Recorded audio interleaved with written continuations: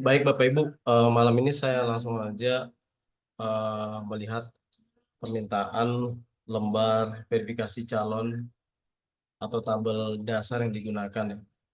Baik, saya akan gunakan yang advance ya. Nah, di sini kita bisa melihat sama-sama ya. Jadi ada tabel yang diberikan oleh Pak Ibrahim melalui WA Group, yaitu lembar verifikasi calon penerima bantuan. Nah, dari lembaran ini kami menjadi acuan untuk membuat atau pembangunan sistem informasi untuk mengolah data tersebut yang akan digunakan oleh surveyor untuk melakukan verifikasi calon penerima bantuan tersebut. Nah, pada lembaran kedua ini sudah ada sampel contoh daripada nomenklatur ya daripada tabel yang di lembar satu tersebut. Jadi foto KTP seperti ini contohnya, kemudian foto KK seperti ini contohnya, kemudian bukti pemilik tanah, ada sertifikat, ada surat keterangan, perjanjian dan seterusnya juga kita sudah buatkan di mockup. Jadi yang kita bangunnya adalah analisis sistem sebelum kita bangun malam ini. Kemudian foto pemilik ya, jadi foto pemilik juga kita bisa ambil seperti ini, harus ada orang-orangnya dan seterusnya sesuai dengan acuan tabel yang diberikan oleh eh, Dinas Perkem ya. Nah, baik kita akan mulai ya. Dari sini saya melihat ada beberapa item penting.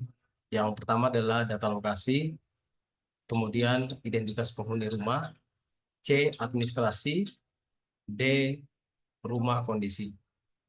Jadi ada 4 ya yang saya lihat poin utama dari lembar verifikasi, yaitu data identitas, lokasi, administrasi atau pendaftaran tersebut untuk orang yang disurvei, kemudian kondisi rumah. Dan yang terakhir ini ada lagi eh, formulir ya atau aspek keselamatan di mana formulir ini disertai dengan foto ya, kemudian disertai dengan kondisi pondasi dengan 6 kondisi ya. Salah satunya contoh ya, ada tidak ada, baik rusak sebagian, rusak ringan, total dan rusak total. Nah, itu nanti disertai foto. Jadi kalau misal dia ada, berarti fotonya harus sifatnya regrement. Makanya saya tadi tanya ke Pak Ibrahim, regrement atau opsional. Jadi kalau misal tidak ada foto, kemudian fotonya tidak ada rumah, tetap difoto. Kalau nggak difoto, nggak bisa disimpan. Itu regrement. Regrement itu wajib atau regulate ya, regulate itu wajib.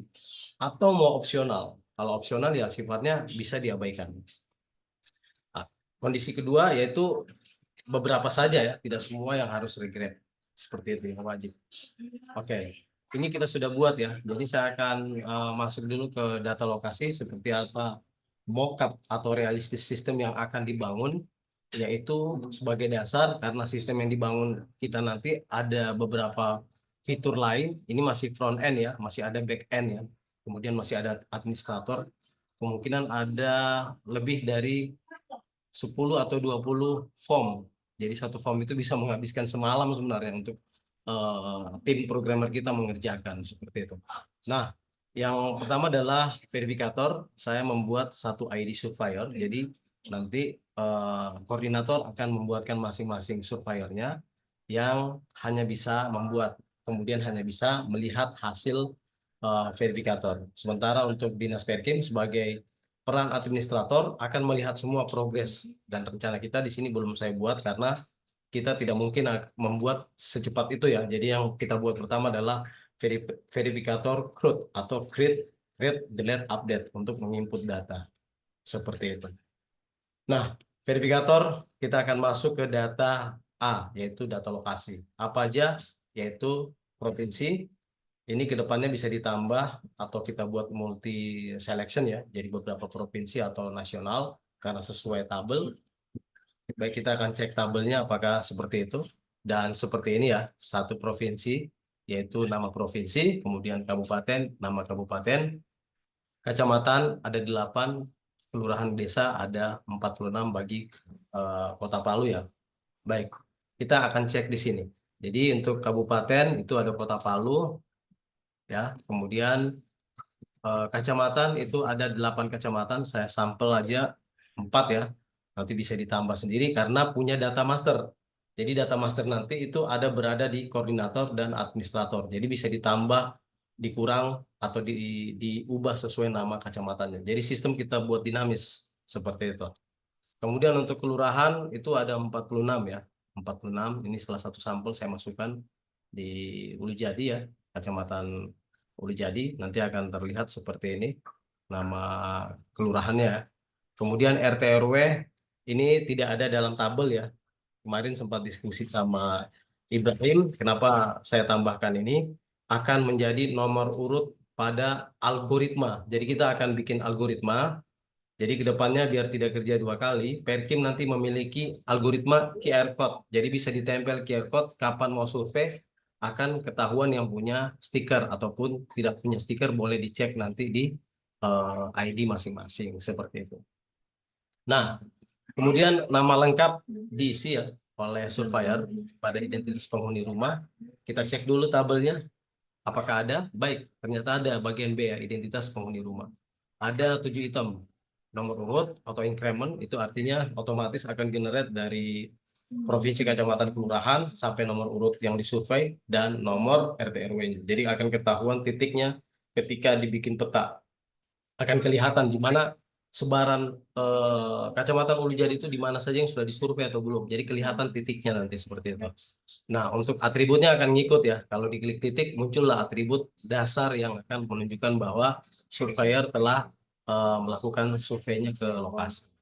Kemudian nama ini nama lengkap ya, harus sesuai KTP. Kemudian usia ya, usia kayaknya saya lupa ini ya. Tapi coba kita lihat sebentar pendidikan terakhir. Baik, kita akan lihat ya. Nah, ini usia kayaknya ada. Jadi usia itu diisi teks ya, tidak ada logika atau algoritma. Kemudian pendidikan terakhir itu ada pilihan ya sesuai dengan nomenklatur Excel ya. Coba kita cek pendidikan terakhir ya. Baik, pendidikan terakhir bagian ini.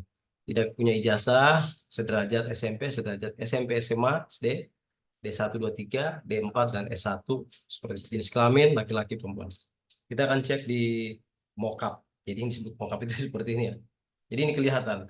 Nah, nanti sistem yang dibangun juga kurang lebih seperti ini, mengikuti workflow. Jadi workflow itu adalah blueprint cetakan sistem yang akan dibangun oleh tim. Jadi tidak ada bertambahan atau tidak ada pengurangan, sehingga kita sesuai target pekerjaannya, Bapak Ibu. Nah, ini jenis kelamin juga perempuan laki-laki. Berarti kalau yang seperti ini, otomatis nanti di back end yang belum kita buat ya, itu akan berjalan setelah ini mulai jadi, kita akan buat terus sampai selesai. Boleh ditambahkan sendiri nanti jenis kelaminnya atau jenis pendidikan terakhirnya. Jadi bisa dirubah-rubah, lebih dinamis sistem yang akan dibangun. Oke. Kemudian administrasi. Administrasi juga sesuai dengan table ya. Sesuai dengan table ya. Saya rapikan sedikit. Sesuai dengan table, kita akan cek dulu table Excel ya. Administrasi ada nomor KTP 1 sampai 11 poin ya. Jadi kita akan lihat semua ada foto ya. Ini foto seperti apa cara kerjanya. Tadi ada pertanyaan dari Ibu. Saya akan buka langsung mockupnya. Jadi setiap nomor KTP ya itu dicatat 727 sekian sekian. Kemudian ambil foto KTP. Nah, ini sifatnya ada algoritma di sini. Kalau foto tidak diambil, ini ditulis, dia tidak bakal bisa lanjut. Jadi memang betul-betul mengarahkan surveyor itu mengisi data dengan benar. Itu maksud saya. Kalau mau opsional, misal KTP tidak perlu diisi, foto tidak perlu difoto, bisa jadi orang mengambil foto di situ tidak ada gambarnya atau memanipulatif ya. Jadi seperti itu. Kemudian nomor KK juga nanti dengan foto. Kemudian jumlah kakak dalam rumah. Dalam satu rumah itu ada berapa kakak. Misal ada lebih dari satu, jadi bisa ditulis dalam bentuk teks. Kita cek lagi di sini, ya jumlah kakak ini dalam bentuk kakak ya, satuan kakak berapa jumlahnya. Jadi kita bikin flow-nya seperti ini. Kemudian pekerjaan utama juga kurang lebih tetap harian lepas. Kita cek jadinya juga nanti seperti ini, tetap harian dengan nomenklatur pekerjaan ya. Oke. Nah, itu seperti ini dan seterusnya. Oke, Bapak Ibu. Kemudian untuk kondisi rumah juga cuma dua ya, sesuai dengan table. Makanya saya berpatokan ke Excel, teman-teman. Kemudian aspek keselamatan ya kita cek juga seperti ini karena banyak formnya. Itu ada lanjutan form keselamatan juga. Ini ya tadi yang saya sempat tanya sama.